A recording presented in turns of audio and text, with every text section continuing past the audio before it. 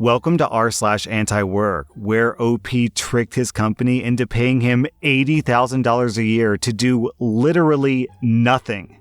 Our next Reddit post is from Podcast Questions. I've been getting paid $80,000 a year for the last 5 years doing absolutely no work, and I don't plan on changing a thing.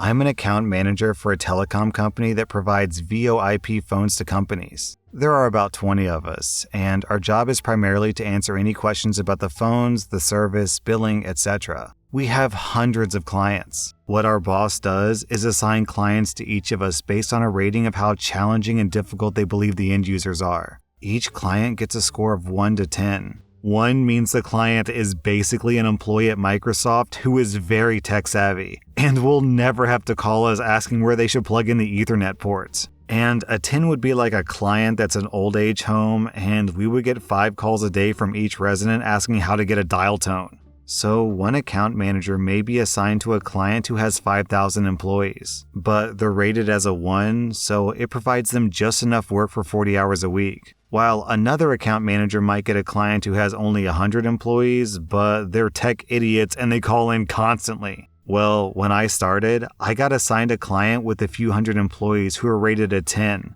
So my company's algorithm predicted this would be just the right amount of work to keep me busy. As it turns out, this client is a highly skilled tech company that actually writes the software for the phones that we support. And their rating should have been a 1, not a 10. I get like 1 to 2 calls a week and literally nothing else. When it first became clear to me that they messed up the rating system, I was a good little employee and I notified my manager that they may have not allocated the proper amount of work to me. I was told that their rating system was near perfect and that I shouldn't stir the pot. So I haven't stirred the pot for 5 years. My last call for support was 9 days ago, and I literally browse the web all day and attend the occasional meeting. I get my 5% annual raise and full benefits. I'll continue until I get caught or something better comes along. Oh, and I also work from home full time. Man, I have to imagine that just with how bloated corporate America is and just corporations globally across all of planet Earth, there's got to be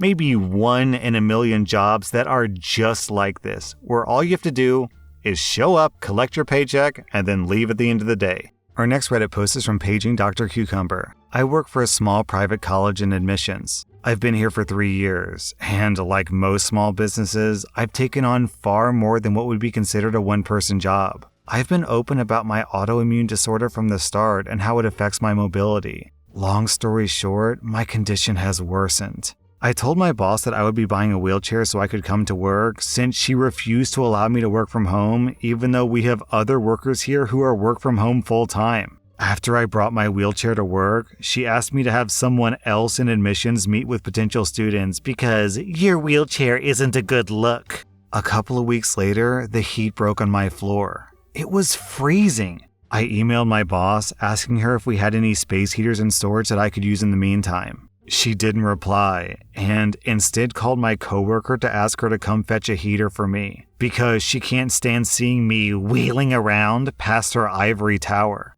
So I found a new job where I'll be making double my salary and it's fully remote. After putting in my notice, she's continued with her disparaging comments about my chair, and she told my coworkers that me quitting is probably a good thing, because she'd probably just get knocked up again. To be clear, I had a baby in 2019. It's my only baby. I feel like I'm dying from my condition, and I financially put myself out to buy this effing chair so I could do my job since she's such an inflexible psycho. I can't wait to leave. As angry as I am, I'm also just so tired and so sad. The real kicker, she's hiring 2 people to replace me. Because despite how messed up my body is right now, I'm still a powerhouse at this job. I've been sharing her words with every one of my coworkers and urging them to get out while they can. What I wrote here is just the tip of the iceberg. I guess I just need to rant about it because as much as I don't care about her bottom line, I do care about my coworkers and students, and I'm sad that it's all ending like this. Man, it's so weird to me that bosses don't want their employees to work from home. I don't get it. I have an editor, and my editor works from home. He can work whatever hours he wants, any day he wants. And like, what would be the point of me forcing him to come into an office and work in an office? That means I've got to pay for the office. I've got to pay for security and extra equipment, and he's got to pay for gas. So it's like lose-lose for everyone involved. So I don't understand why you wouldn't want your coworkers to work from home. It's cheaper for everyone. My last job was a technical writer, and it was all online, literally 100% online. We would get documents, we would write other documents, and then we would send out those new documents. Very, very dry, boring work. And I asked my boss if we could work from home sometimes because there's literally nothing stopping us, and he shot us down because, no, we've got to come into the office to have a team spirit and the spirit of collaboration. Keep in mind that we never actually worked with our teammates. We only, well, I guess that's not true. We would write our documents and then we would give our documents to our coworkers who would proofread them. But still, the way that we did that was we emailed them the documents and said, hey, can you read this? And now with COVID, they're all working from home anyways. So all their reasons for not working from home was just complete BS. Anyways, OP, I'm glad that you moved to another job. I'm really sorry that you had to deal with this abuse. It sounds illegal, to be honest. I'm pretty sure that a boss constantly criticizing an employee's wheelchair and not making accommodations for them is discrimination. It feels like discrimination. So, OP, why don't you sue her and get a second payday? Our next Reddit post is from Savathan. My boss told me that I was fired as soon as I got to work, so I laughed and walked off. I spent the next 2 hours shutting down my station and packing my stuff. I even destroyed my client list. Mine was the largest in the branch. When I got home about 3 hours later, he called me. Hey, OP, where you at? I can't find you in the office. You fired me. Why the hell would I be at work? It's April Fool's. It was a joke. Get back in here. No, you clearly said that I'm fired. I'll be taking unemployment for a few months and filing a complaint with HR. He lost his mind and I hung up on him. It's not effing funny, so I'm taking a vacation and riding the wrongful termination train. He's called me 10 times, and I think HR is trying to call me now as well.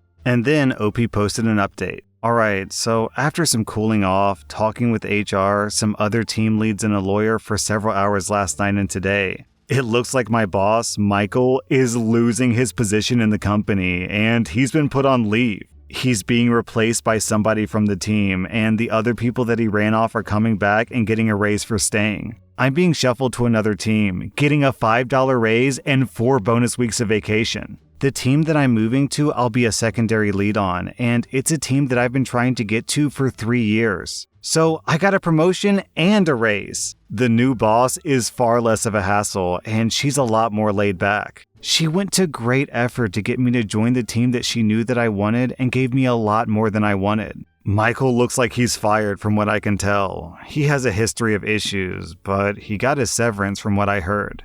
Man, so if I'm reading this story right, I guess this guy for April Fool's came into work and fired every single one of his subordinates just as a joke, I guess? Man, that's not a joke. That's just mean. Down in the comments, we have this from Oblong and Neelis. My wife's boss tried that joke last year on a whole room full of people. Some of them started crying. It was horrible. This next post is an email that OP got from their boss with the subject, urgent. Hello all, happy Wednesday. I'm not so happy this morning. Yesterday, 3 of you submitted your 2-week notice, and all 3 of you claimed that it was because of better opportunities. Not even thinking about the fact that some of your coworkers have lives outside of this job and children. Are your better opportunities, which is doubtful, we pay you all fair wages, really worth affecting your team members' quality of life? I myself have children, and instead of being at their band recital this week, I'll have to be sitting at work posting job offers on Indeed instead.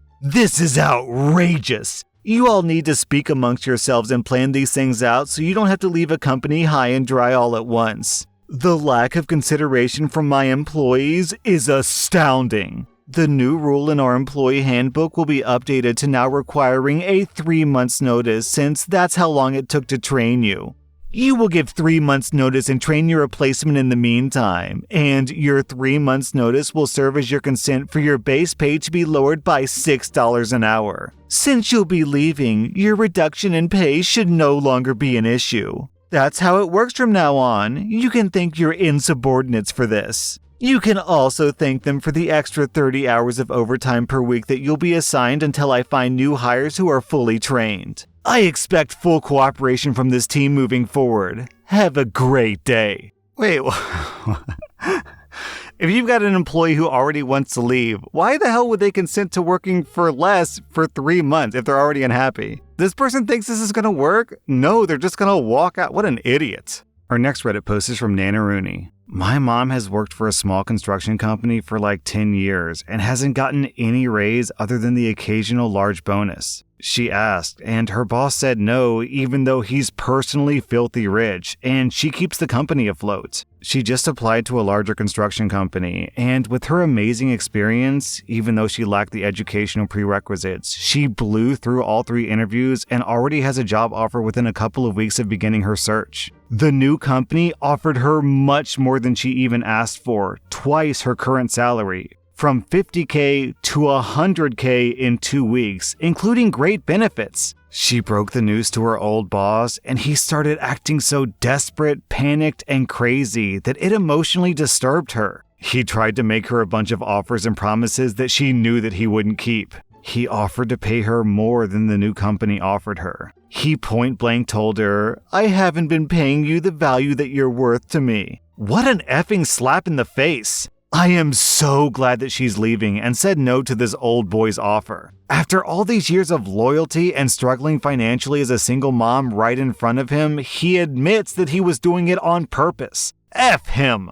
Small businesses don't automatically equal better businesses, folks. Man, he actually thought that would work. So essentially what he was saying was, I have been underpaying you for the past 10 years. Like, okay, if you want to keep me, then pay me the extra $50K difference for the past 10 years that I worked for you, and then, yeah, maybe I'll stay. Otherwise, I don't know, not my problem, I guess. My boss called me in for a meeting. He told me that over the past 2 weeks, I've spent my unpaid break staring at my phone rather than interacting with him and my colleagues. And he likes to use those breaks to explain what we have to do throughout the day. And sometimes he has to explain it twice because I didn't hear it. He says he knows the breaks are unpaid and are our own time, but he would like me to put down my phone. I ask if there's anything wrong with my performance, and he says no, but if I don't like interacting with my colleagues, then perhaps it's just not the right place for me to be. A week later, he says that he decided to let me go because I don't seem happy there. I tell him I'll just pack my things and leave. He says that I can't do that because I have a 14-day resignation period, so I have to stay there for another 2 weeks.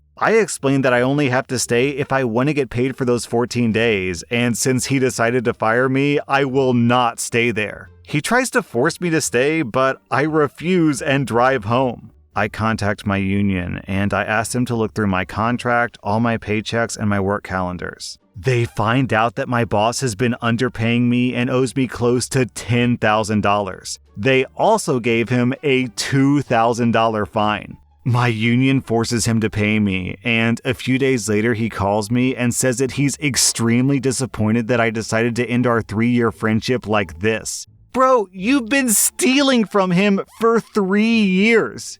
You think that you're friends? Buddy, OP isn't your friend, he's your victim. As they say, with friends like that, who needs enemies? Honestly, OP, this guy owes you money. I think he probably owes you even more money than that, because if he was trying to get you to work through your breaks, then that's paid time in my opinion.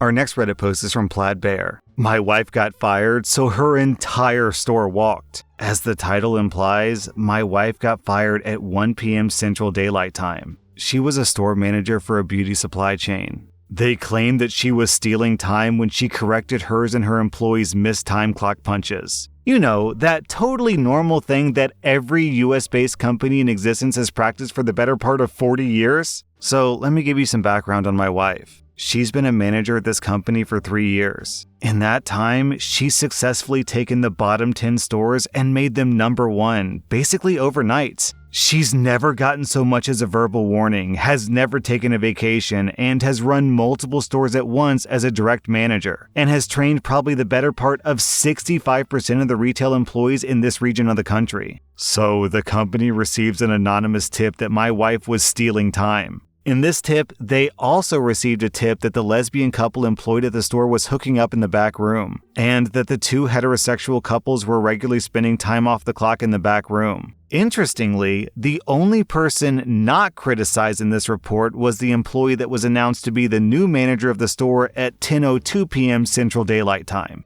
The district manager comes in, hemming and hawing about how this isn't something that she wanted to do, and that she knows that my wife and I just had a baby. But she still unceremoniously fired my wife on the spot. By 1:15 p.m., everyone aside from the new manager had walked out. Some with choice words, some feigning 2 weeks' notice, and with one other hearing about it through text and just abandoning her next shift. Talk about solidarity. My wife is a bona fide badass.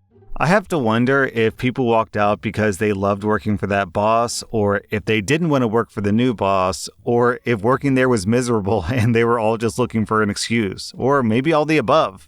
That was r/Antiwork, and if you like this content, check out my podcast where I publish the exact same episodes. Also, hit that subscribe button because I put out new Reddit videos every single day.